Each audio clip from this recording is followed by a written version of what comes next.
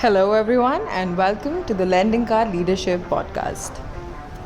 In this series, you get to hear our esteemed leaders answer some very serious and some not so serious questions. Tune in for some candid conversations. Today, we have with us the most people's person ever, our Chief Human Resources Officer, Asit Kumar. Hello, Asit. Welcome to the show. Hello, Kenny. Thank you so much for inviting me, and it's my pleasure. Okay, on that note, I'd like to ask you if you were to describe yourself in 3 words, well, we've already given you two, but if you were to describe yourself in 3 words, what would those be? I think it's unfair. Only three questions, only three words to describe. Okay. The Let's jokes apart. Let me think quickly. Hmm. I think first is logical yet empathetic. Okay. What does it mean is while I'm logical, look at the data numbers and then take a logical approach to solving problem. Mm-hmm. But empathy has to be there. I mean, you can't be cut and dry, right? Yeah. Second is perfectionist. I am like that. And third is I believe I'm problem solver. I look into the problem and try to go break the problem first. I don't just try to solve it. Break the problem into different small component, and then attempt to solve those. So I think these three are on top of my mind. And being an HR professional, it's unsaid that you have to be high on your integrity because that's something you cannot, and that is given. That is given. This is part and parcel of your job. So that is there any which ways. Absolutely, absolutely. So, like you said, that you like to look at problems in a logical way, and you'd probably solve them accordingly. So, do you see any problems that are happening at Lendingkart today from a culture perspective, or are you building a very different culture at Lendingkart today? If you'd like to talk about that. Kini, that's a brilliant question, and this touches my heart very closely because it's very close to my heart actually. This thing, and whatever we do for our people.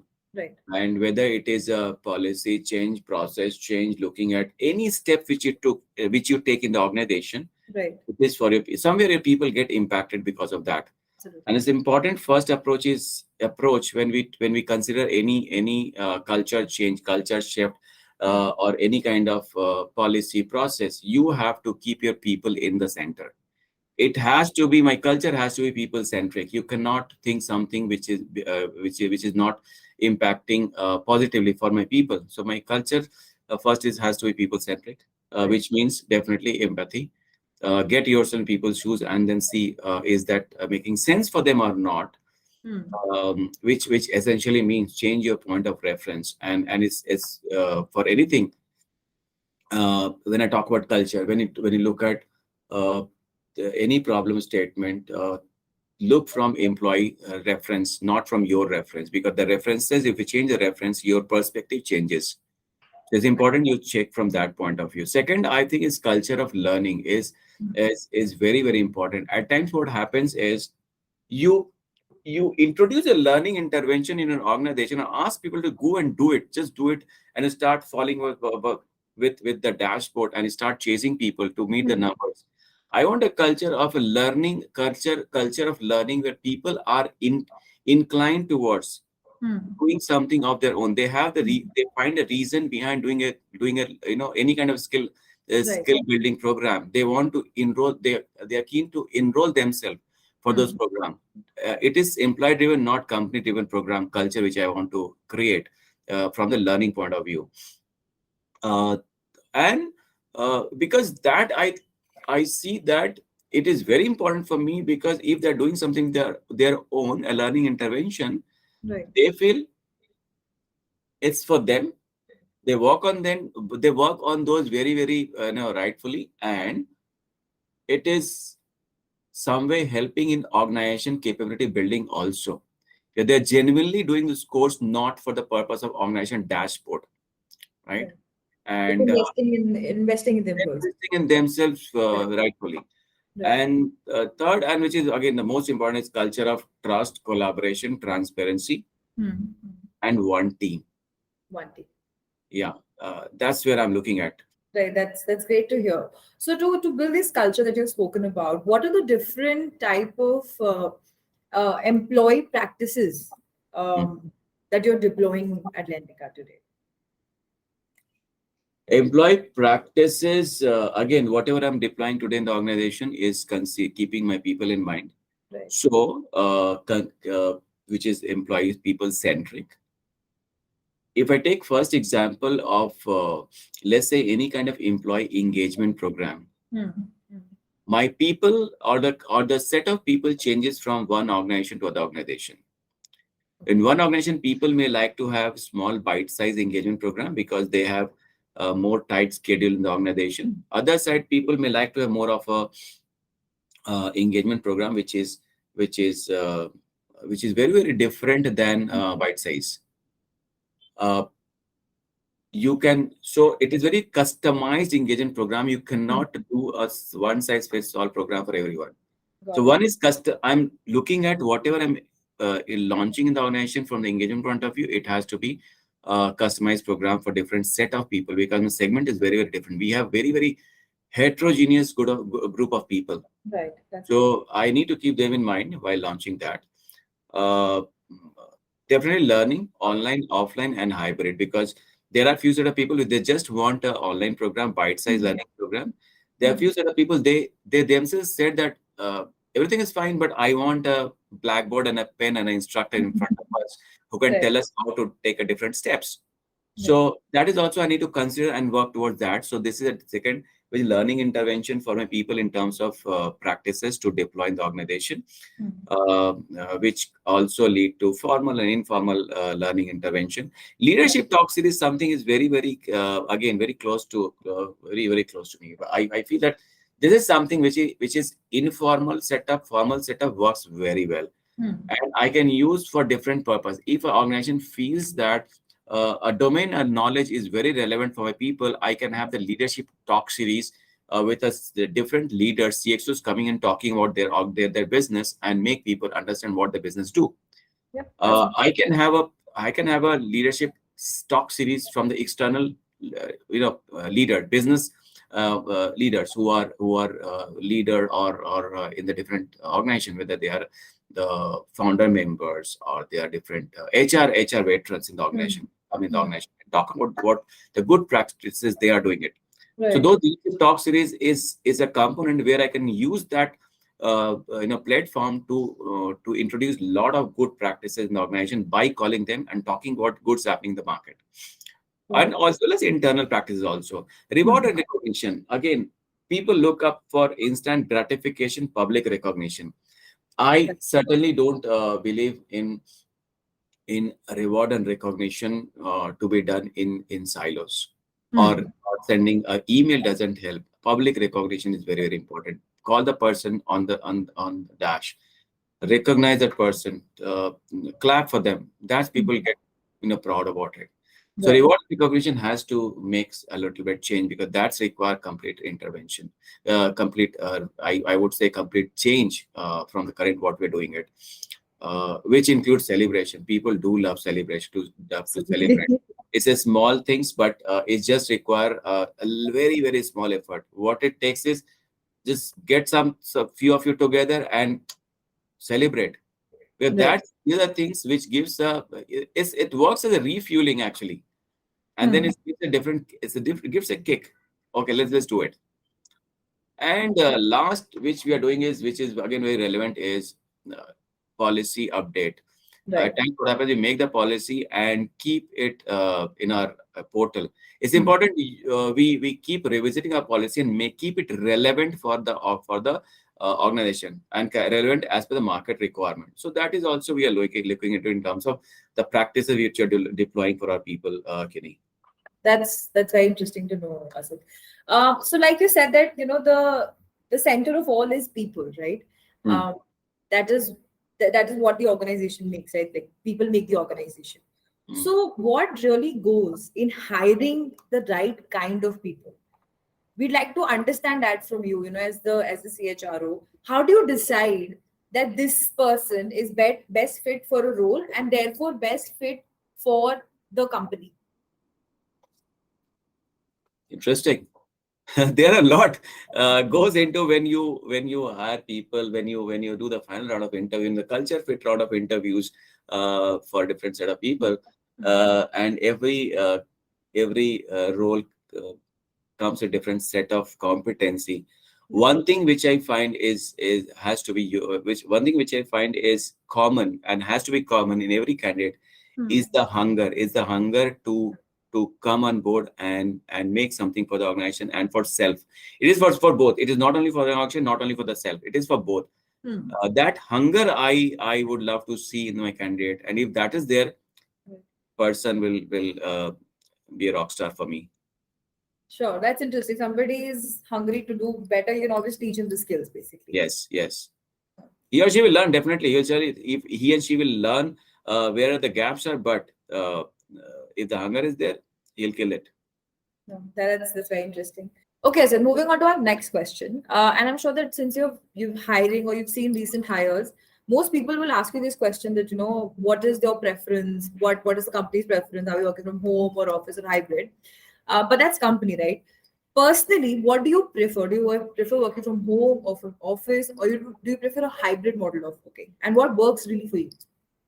Kini, for me personally, if you're asking me personally, I feel hybrid is the way which I would prefer to work because this has given me flexibility Right. to meet my people, to spend time with people at the same time, spending time at home and doing some of the thinking process.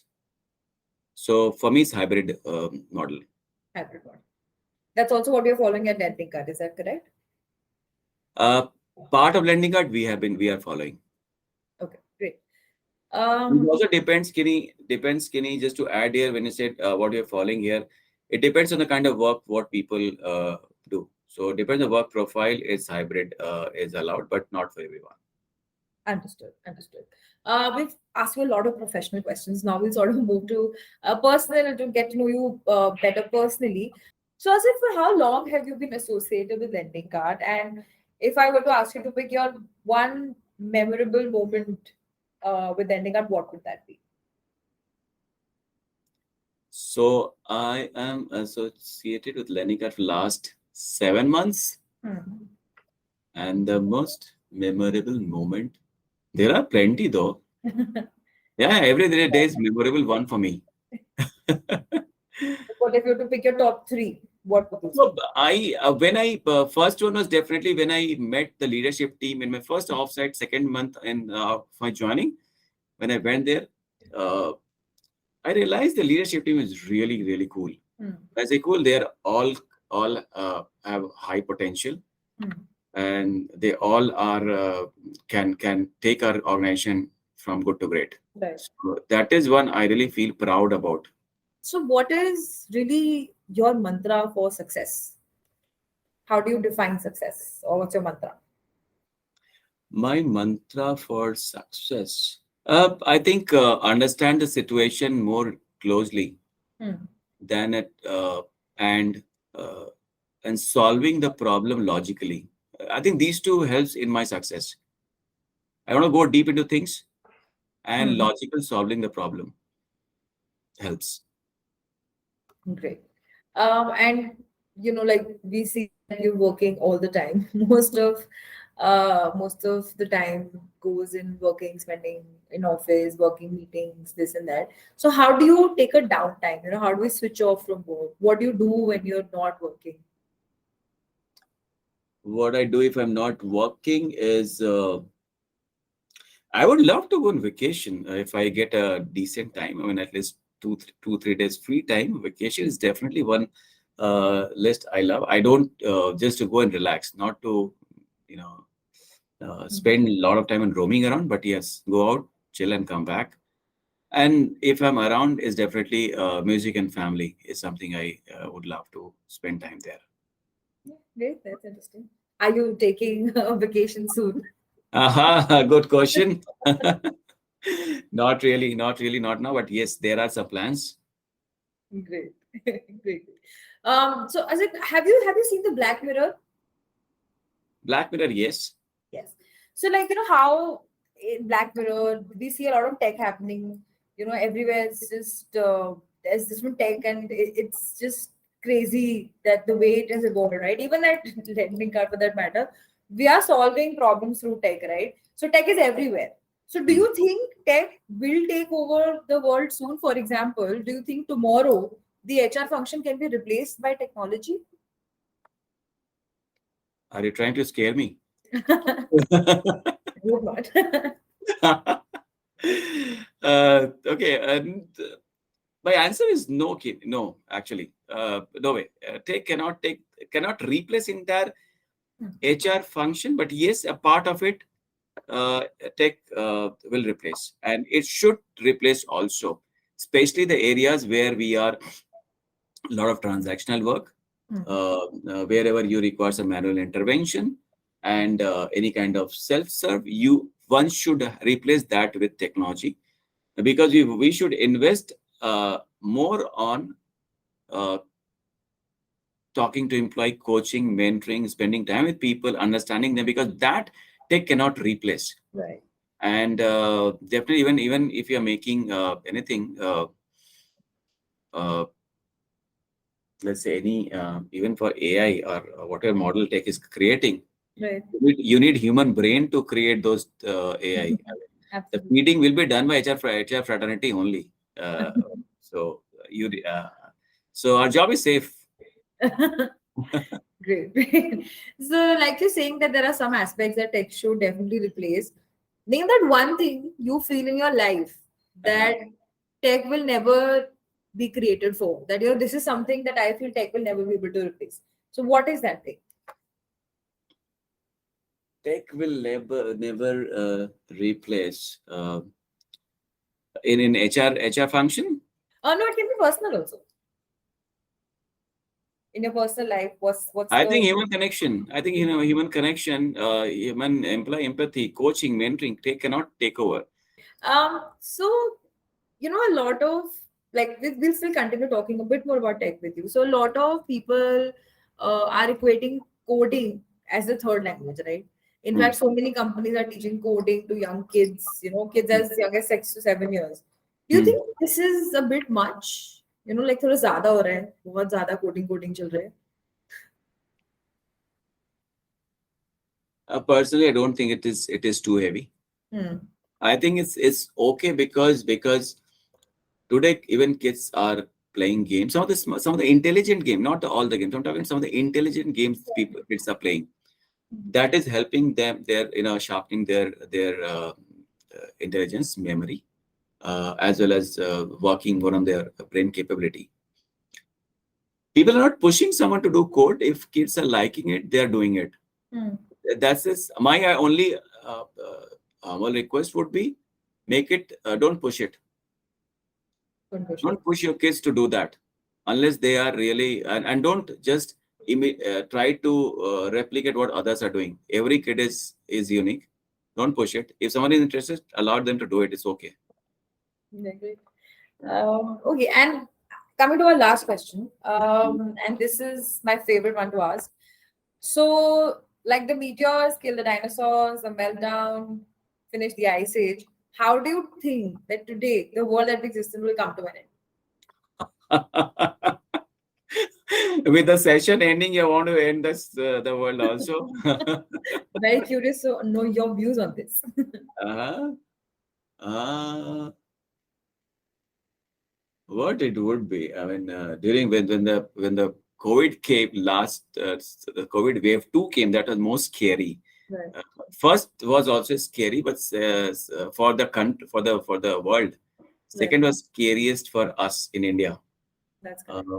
And I thought it's going to take a lot of people away. Right. Nuclear war? Nuclear war. Oh, that's interesting. And AI initiated nuclear war. I think that's what's going to Yes. end the world. Yeah, it is a nuclear war, and then it's gone. Great. Thank you. Thank you so much for your time today. Thank you. Thank you so much. Thanks. Thank you. To all our listeners, thank you so much for tuning in. Don't forget to subscribe to our channel, hit like and share. मिलते हैं अगली बार with some real insights on leadership and the industry.